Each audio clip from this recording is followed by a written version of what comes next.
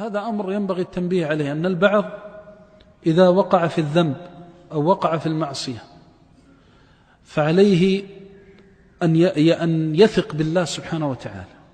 من أذنب الذنب عليه أن يثق بالله سبحانه وتعالى ولو بلغت ذنوبه عنان السماء أن الله سيخلصه منها.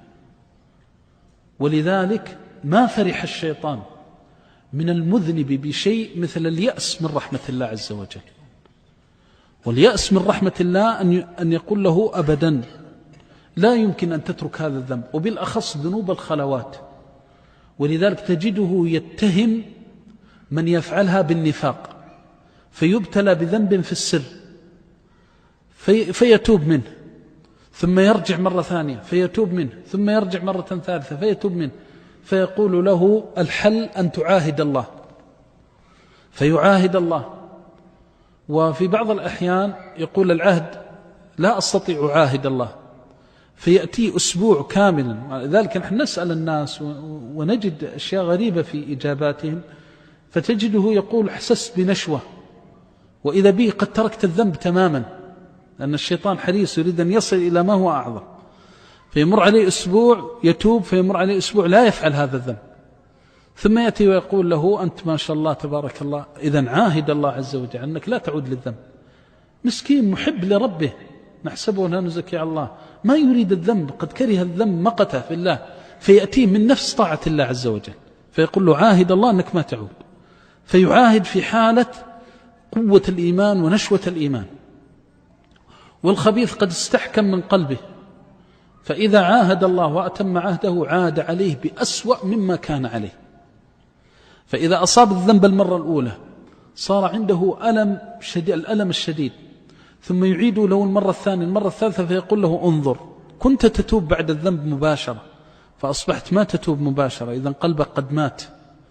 انظر كيف الله سبحانه وتعالى جعلك تعاهد ثم تنقض العهد، وهذا صنيع أهل النفاق، أنت منافق.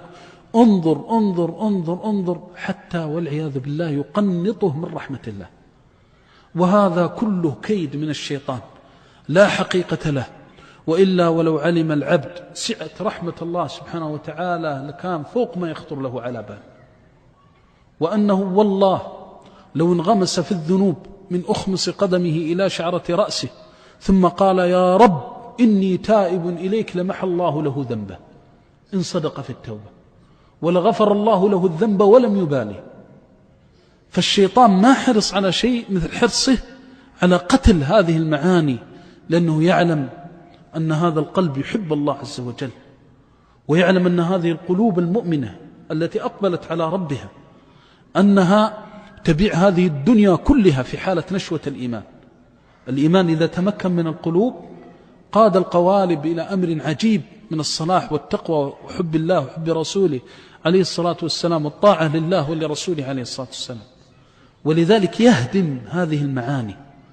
لكن ليس معنى هذا أننا نسول المعاصي، وليس معنى هذا أن نقول أن الذنب شيء يسير، لا، إنما نقول إذا كان العبد ينظر في نفسه والله يشهد وهو المطلع على الضمائر العليم وحده بالسرائر أن العبد يكره هذا الذنب ويتمنى اليوم الذي يتركه، وهو يعلم سبحانه منك ذلك أنك ما تريد هذا الذنب وتريد تتركه، فتتعاطى الأسباب في البعد من هذا الذنب وعدم الوقوع فيه. فإذا والعياذ بالله ضعف الإنسان وابتلي بفتنة فوقع في الذنب فتاب من الذنب، أسعد الناس من ينزع عن الذنب إذا وقع فيه. منهم من يتدارك الله برحمته في أول الذنب، ومنهم من يتداركه في وسط الذنب، ومنهم من يتداركه في آخر الذنب. فإذا وقع في الذنب ورجع مباشرة بعد الذنب واسترجع وأناب إلى الله سبحانه وتعالى بصدق، وعلم الله من قرارة قلبه أنه بعد ما فعل هذه المعصية أنه تائب، فإنه مغفور له بوعد الله الذي لا يخلف الميعاد. ولذلك قال الله تعالى في كتابه إن الله بصيغة التوكيد، ما قال إني بالاسم الظاهر، إن الله، وهذا كله له دلائل في لسان العرب. لما يقول إني هذا شيء، لكن حينما يقول إن الله بالاسم الظاهر إن الله يحب التوابين. تواب فعال، وفعال صيغة مبالغة تدل على كثرة التوبة.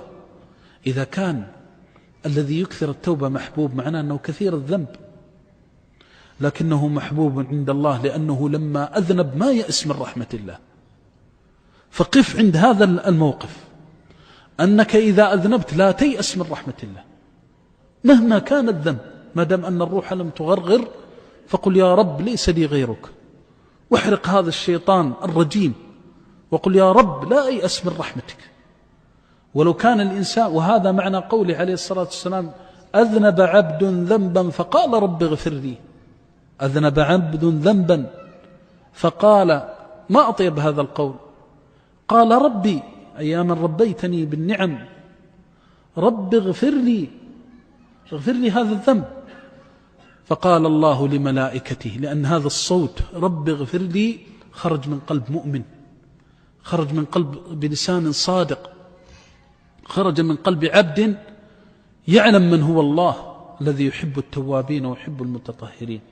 فقال رب اغفر لي، ما لغيرك ربي، أنت الذي ربيتني بالنعم، رب اغفر لي. فقال الله قد غفرت لعبدي. علم عبدي أن له ربا، قالوا هذا جعله الله من توحيده، لأنه لما قال ربي معناه أنه مؤمن بربوبية الله عز وجل، رب اغفر لي. فلما قال اغفر لي علم أن الذنب لا يغفره إلا الله.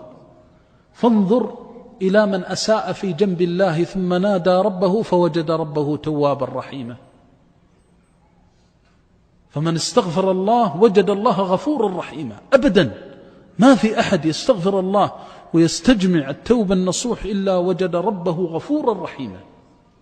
فقال رب اغفر لي، قال قد غفرت لعبدي. ثم أذنب ذنبا فقال رب اغفر لي، فقال الله علم عبدي أن له ربا يأخذ بالذنب ويعفو عن الذنب، قد غفرت لعبدي. ثم أذنب ثالثة فقال الله قد غفرت لعبدي وليصنع ما شاء. أي ما دام أنه إذا وقع في الذنب تاب توبة نصوحا وأقبل على الله بصدق فليفعل ما شاء فإني سأغفر له. إذن انظر بعد الذنب ما الذي يجب عليك؟ يجب عليك أن تتوب توبة نصوحة، لأن الله يقول يا أيها الذين آمنوا توبوا إلى الله توبة نصوحة. فإياك أن تقنط من رحمة الله، وإياك أن تيأس من روح الله. فإذا كان الإنسان يقول مثلا في الكبر لا أستطيع أن أفعل هذه الأشياء، فيقول أعلم العلاج كذا وكذا ولا أستطيع أن أفعله، فلا أستطيع هذه من الشيطان، لأن الله لم يكلف الناس ما لا يستطيعون، ما كلفنا الله ما لا نستطيع. ولذلك تجد البعض الآن يبتلى بذنوب في الخلوة، فإذا قيل له اتركها يقول ما أستطيع.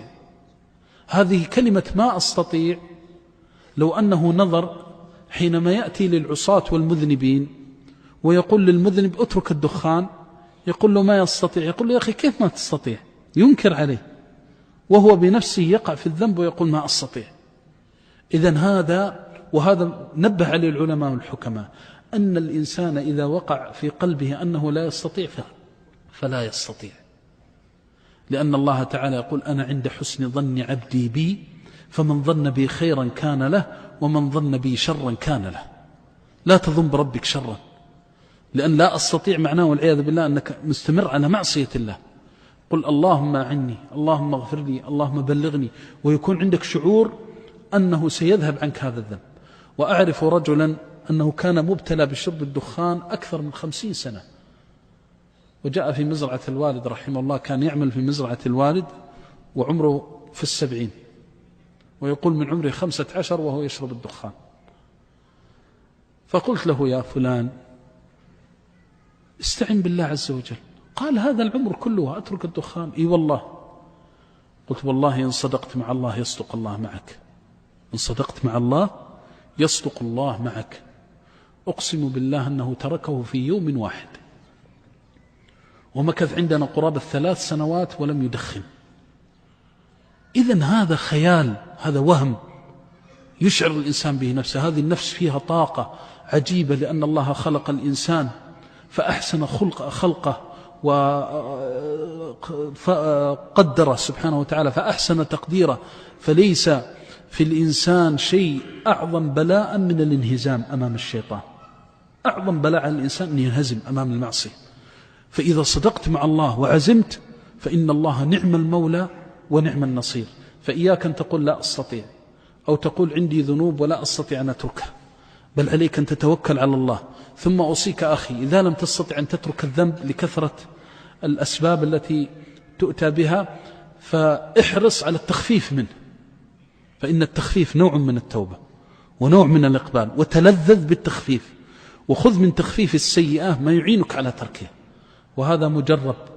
فإنك إذا وجدت أنك ابتليت بهذه المعصية مرة في الأسبوع، فأصبحت تفعلها مرة في الشهر، فرحت وقلت يا ربي لك الحمد، فيزيدك الله إن شكرته. فتبتلى وتمتحن، فإذا صدقت مع الله صدق الله معك. فثق بالله وتوكل على الله، وإياك ثم إياك وضعف اليقين في الله، بل عليك دائما أن تثق بالله سبحانه وتعالى أن الله يمدك بحوله ويمدك بتوفيقه، والله تعالى